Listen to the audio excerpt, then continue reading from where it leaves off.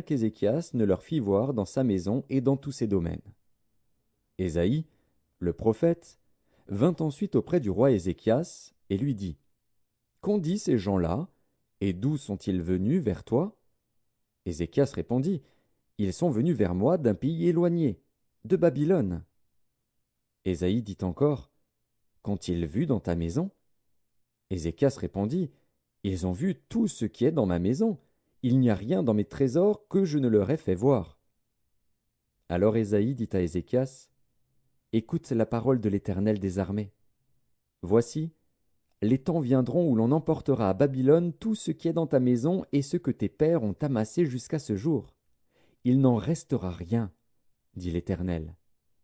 Et l'on prendra de tes fils, qui seront sortis de toi, que tu auras engendrés, pour en faire des eunuques dans le palais du roi de Babylone.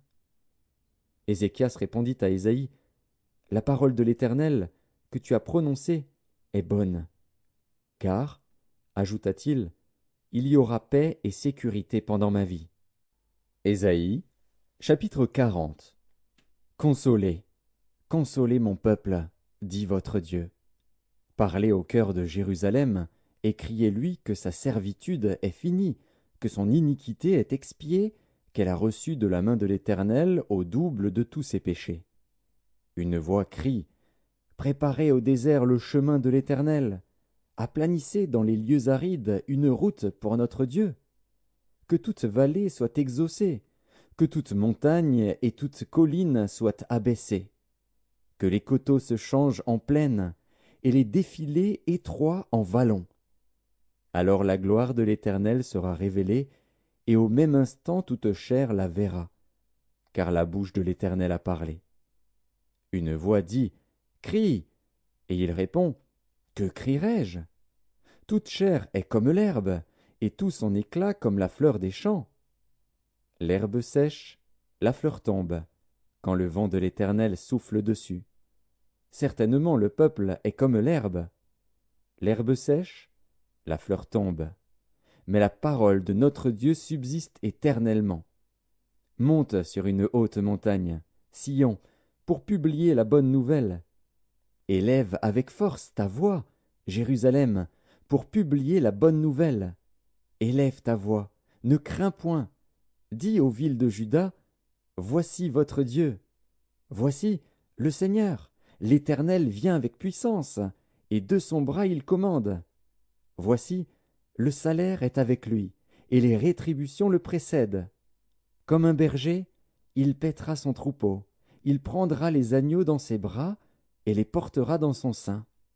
Il conduira les brebis qui allaitent.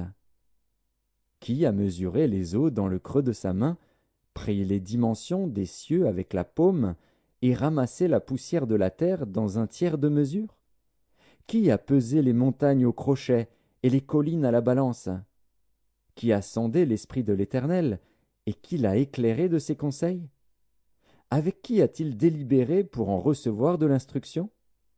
Qui lui a appris le sentier de la justice? Qui lui a enseigné la sagesse et fait connaître le chemin de l'intelligence? Voici, les nations sont comme une goutte d'un seau, elles sont comme de la poussière sur une balance. Voici, les îles sont comme une fine poussière qui s'envole. Le Liban ne suffit pas pour le feu, et ses animaux ne suffisent pas pour l'holocauste.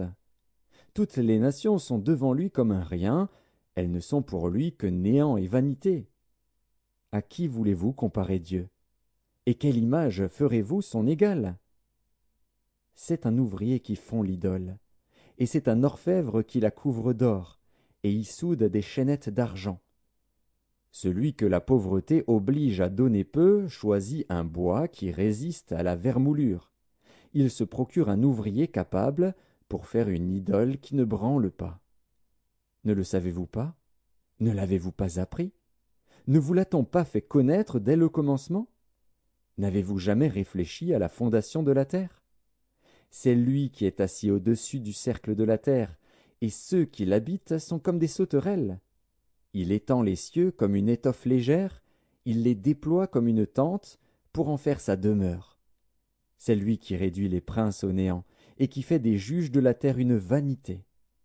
Ils ne sont pas même plantés, pas même semés, leur tronc n'a pas même de racines en terre. Il souffle sur eux, et ils se dessèchent, et un tourbillon les emporte comme le chaume. À qui me comparerez-vous, pour que je lui ressemble? Dit le saint. Levez vos yeux en haut, et regardez. Qui a créé ces choses? Qui fait marcher en ordre leur armée? Il les appelle toutes par leur nom. Par son grand pouvoir et par sa force puissante, il n'en est pas une qui fasse défaut.